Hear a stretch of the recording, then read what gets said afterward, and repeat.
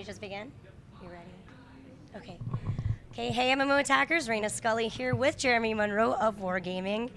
How are you doing today? I'm doing very well, thank you. Okay, great. Let's just jump right in. I wanted to congratulate you, first of all, on your 15-year anniversary with Wargaming. It's very cool. We're having fun. Right, and that's such a milestone. On top of that, 60 million registered users. That's incredible. It's crazy, and a lot of people don't know because they think that we've only been around for a couple of years, and actually Wargaming's been around for 15 years. And we've had a number of iconic games, particularly on the strategic side, but most people don't know them. They know us from World of Tanks Forward, Right. and they know us from when we're successful. But the company, its founders, it's a family business. Have been around a long time, and so it's a great time for us. Right. I did see a lot of exponential evolution in like the last couple of years with Wargaming. It's been really crazy. So I was here a couple of years ago, and there was only about 40 of us manning the booth, and there was about 200 of us worldwide.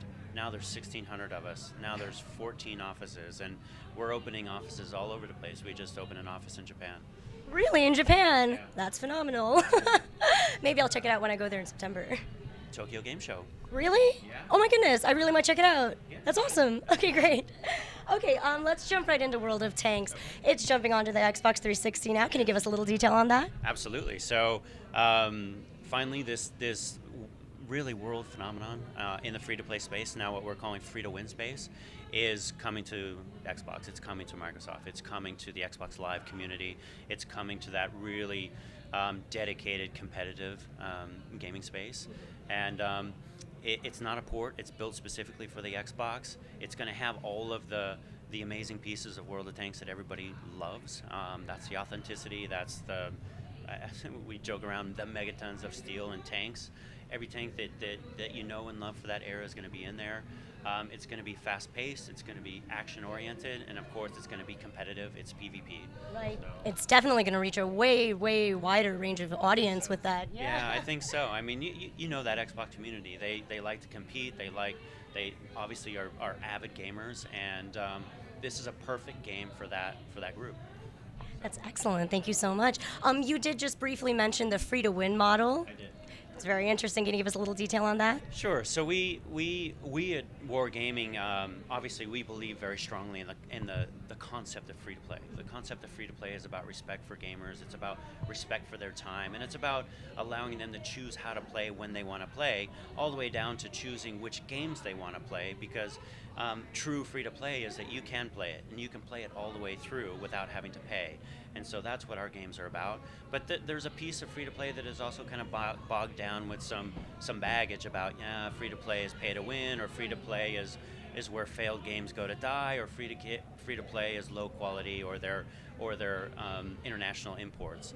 And we want to just move away from that. We want to separate ourselves from all of that negative baggage, and we want to focus on the component of free to play that's really about free to play, and that's that you can play as you wish, as you choose, and you have every opportunity to win. So now it's free to win. That's excellent. Thank you so much for the details on that. Let's actually start talking about World of Warplanes. This is in open beta right now.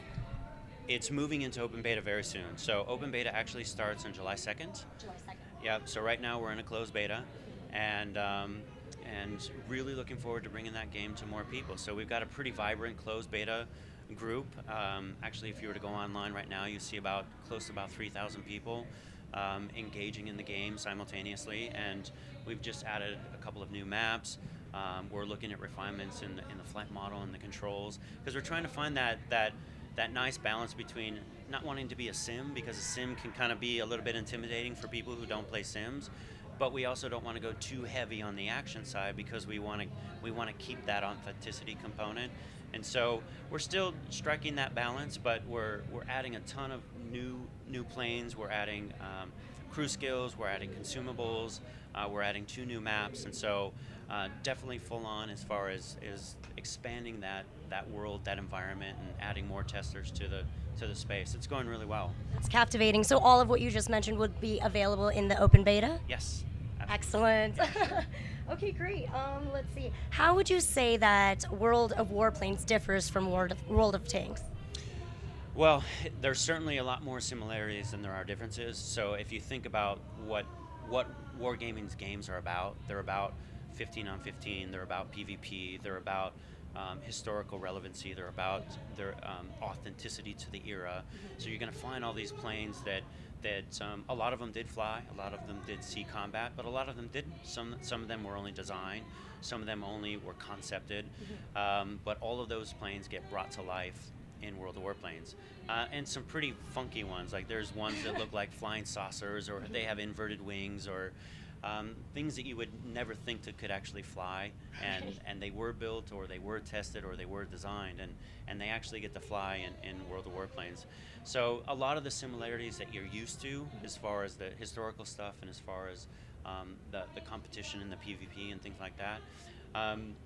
Some differences, obviously it's planes and not tanks, so that's a big difference. And if you ever played tanks, you know that it's a little bit different from let's say from a traditional shooter. It slows it down a little bit.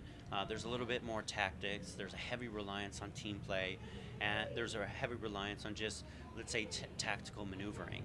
And you're going to get that too in planes, but one of the things that we're doing from a gaming standpoint is that we're looking at the different pacing of a game. So if you look at tanks is kind of like a medium pace game. Okay, yes. If you look at planes is a very fast pace. So a little bit more on the action side, a little bit more on the arcadey side, but we don't want to go too far.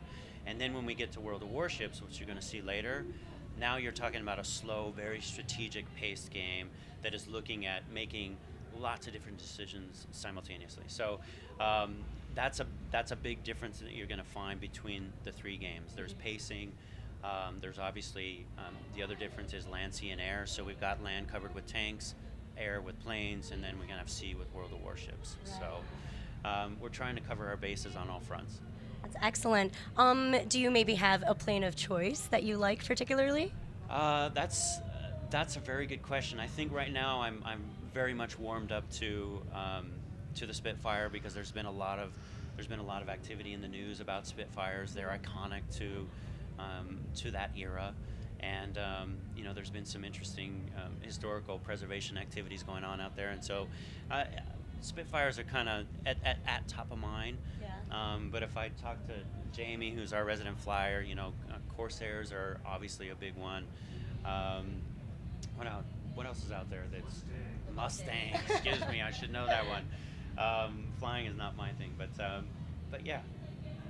That's excellent. So there are different types of planes for different types of like battle and movements, like aerial defenders versus ground attackers. I know exactly where you're going with that. So, like in World of Tanks, you have light, medium, heavies, TDs, RD.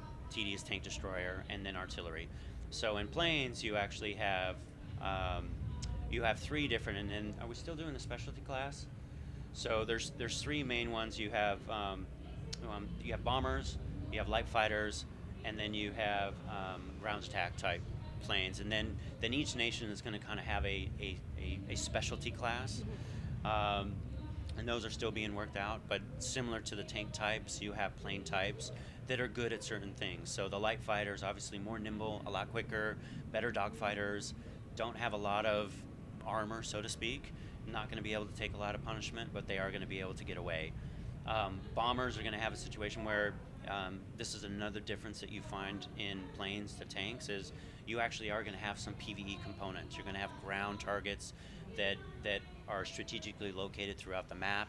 You can choose to go and take those out and earn points for your team to aid in the win, right? Whereas in tanks, it's full-on PvP, right? Here you do have some PvE components mixed in. So yeah, that's another core difference.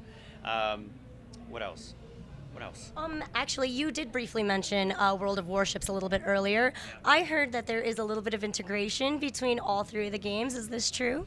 So, glad you asked the question. The big first integration is the unified premium account. And what we're doing there is, if you buy premium in tanks or World of Warplanes or World of Warships when it comes out, that premium is available on all three games. So you buy it one place and it's available in three. I see. That sounds fantastic.